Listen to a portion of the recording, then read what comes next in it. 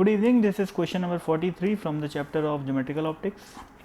One end of a cylindrical glass rod mu is equal to 1.5 of radius 1 cm is rounded in the shape of a hemisphere.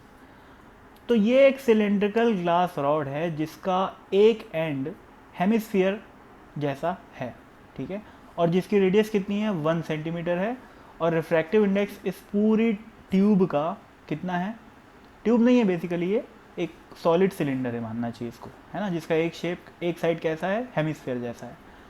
तो ये पूरा एक medium का बना हुआ है और उस मीडियम का जो रिफ्रैक्टिव इंडेक्स है वो कितना है 1.5 है, ठीक है, ग्लास का बना हुआ है ये। अब the rod is immersed in water, तो भाई इसको पानी में डुबा दिए, है ना, इसलिए ये डॉट डॉट बना रखा हूँ मैं। तो बाहर क्या है भाई, पानी है, ठीक है। पानी का रिफ्रैक्टिव इंडेक्स क्या है 4/3 है। And an object is placed in the water along the axis of the rod at a distance of 8 centimetre from the rounded edge. इस एज से 8 सेंटीमीटर दूर, है ना, ये जो राउंडेड एज है उससे 8 सेंटीमीटर दूर क्या रखा हुआ है, ऑब्जेक्ट रखा हुआ है। तो ये वो ऑब्जेक्ट है और ये जो डिस्टेंस है वो कितनी है 8 सेंटीमीटर, यानी कि ऑब्जेक्ट कहाँ पर रखा हुआ है 8 सेंटीमीटर दूर, ठीक है।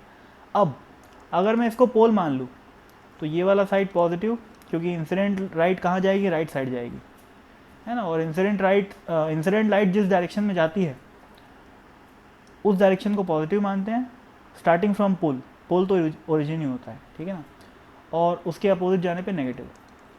तो ऑब्जेक्ट कहाँ रखा हुआ है, नेगेटिव साइड में। तो ऑब्जेक्ट का जो पोजीशन हो गया u is equal to -8 centimetre, ठीक है। रेडियस क्या हो जाएगा, इस कर्व्ड सरफेस का रेडियस कितना दिया हुआ है अपने को 1 सेंटीमीटर, वो हो जाएगा +1, क्योंकि इसका सेंटर कहाँ पर है, यहाँ पर है, पॉजिटिव साइड में है, ठीक है।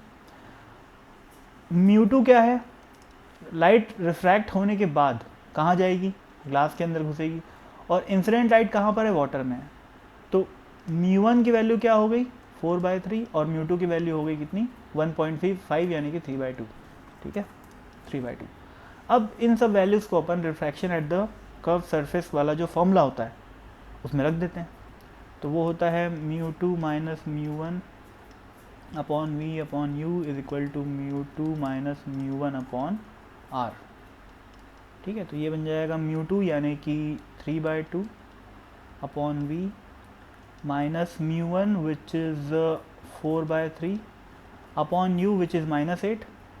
तो यहाँ पर -8 आ जाएगा एक, है ना, ये माइनस माइनस कट गया, इज इक्वल टू क्या आया μ2 - μ1, तो ये हो जाएगा 3/2 - 4/3 अपॉन r की वैल्यू कितनी है भैया +1 है ना, तो ये +1 आ गया। तो ये आ गया 3/2v प्लस 1/, देखो ये 2 हो गया है ना, तो 1/6 हो जाएगा, इज इक्वल टू 3/2 - 4/3 करोगे तो भी 1/6 ही आएगा, है ना। तो basically 3/2v is equal to 0 आ गया, क्योंकि ये 1/6 कट गया। तो 3/2v इज इक्वल टू 0 का क्या मतलब हुआ कि v इज़ इन्फिनिटी।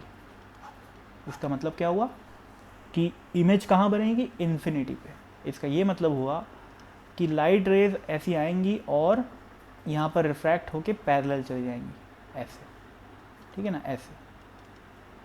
एक और रे बना लो, ऐसी आएगी लाइट और ऐसे चली जाएगी, ठीक है ना। इमेज एट इन्फिनिटी का यही मतलब होता है कि after refraction light is going parallel to the principal axis, ठीक है भाई। तो जाके इनफाइनाइट पे ये दोनों लाइन मिलेंगी और इमेज बन जाएगी, ठीक है ना।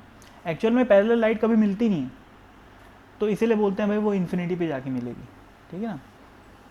अगर आपने सुना भी होगा बहुत दूर अगर कोई ऑब्जेक्ट है तो उससे लाइट कैसी आती है, पैरेलल आती है, ठीक है ना। तो ऑलमोस्ट इनफाइनाइट मतलब क्या होता है, वेरी लार्ज डिस्टेंस, ठीक है। तो दैट्स इट, इसका आंसर क्या आ गया, इन्फिनिटी, है ना भाई। तो थैंक यू सो मच।